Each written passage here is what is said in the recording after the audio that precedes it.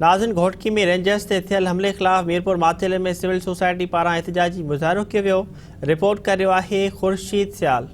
जी बिल्कुल in time Ghotki जिले के हेडक्वार्टर शहर मीरपुर माथिले में मौजूद आहियां, जिते गुज़रियल ॾींहुं घोटकी जी घोटा पास मार्केट में दहशतगर्दनि पारां पाकिस्तान रेंजर्स की गाड़ी मथां बम हमलो कियो वियो हो, जंहिंमें 2 रेंजर्स एहलकार शहीद थी विया। जॾहिं त रेंजर्स पंहिंजो रेलवे जो मुलाज़िम भी शहीद थी वियो।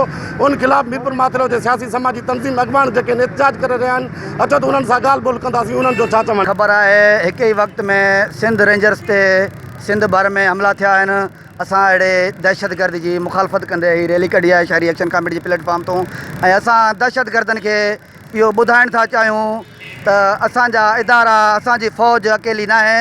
असां अवाम हर दहशतगर्द के हर उन माण्हू खे जवाबु ॾियण जे लाइ तयारु आहियूं जेके असांजे अख में कई वधा आहिनि। असांजे इदारनि खे या असांजे फोर्सनि खे असां उनखे ॿुधाइण चाहियूं था पिया वक़्तु आहे असां पाण हथियार खणी पाक फ़ौज सां गॾु बीहंदासीं। पाक फ़ौज को तव्हां खां डिॼण वारी न आहे। पाक फ़ौज पाक रेंजर अॻे पंहिंजे दुश्मननि खे जवाबु ॾिना आहिनि ऐं हाणे बि इंशाअल्लाह हाणे बि इंशाअल्लाह हिननि खे जवाबु ॾींदासीं। ऐं असांजी पाक आर्मी जेके बि हिननि में मौलूस आहिनि हिन दहशतगर्दी में इंशाअल्लाह हुननि खे सूली टंगियो वेंदो। पाक आर्मी जी जेके कल डिस्ट्रिक्ट घोटकी में उन्हनि ते हमलो थियो आहे, उन्हनि जी असां मज़म्मत करूं था हमले जी। दोस्तों ॾिसो, ऐं लाड़काने में बि हमलो ऐं कराची में भी हमलो, ये दहशतगर्दी तो पाक आर्मी से रेंजर्स तां दहशतगर्दी करे रहा आहिनि। असां पुरज़ोर लफ़्ज़नि में मज़म्मत था करूं। रेंजर्स ते हमलो थियो आहे जंहिंजी असां सख़्त लफ़्ज़नि में मज़म्मत था कयूं।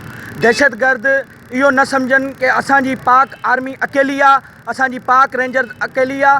असां उन्हनि सां शाना बशाना गॾु बीठा आहियूं, असां उन्हनि सां कदम गॾु बीठा आहियूं। असां हमेशह पंहिंजी पाक आर्मी जो पाक रेंजर जो साथ ॾींदासीं। ऐं असां army chief of Pakistan, naval chief of Pakistan, joint army staff के असां अपील था कयूं त इन वाक़े जी शफ़ाफ़ इंक्वायरी करी वञे ऐं इन में मुलविस दहशतगर्दनि खे सूली टंगियो वञे।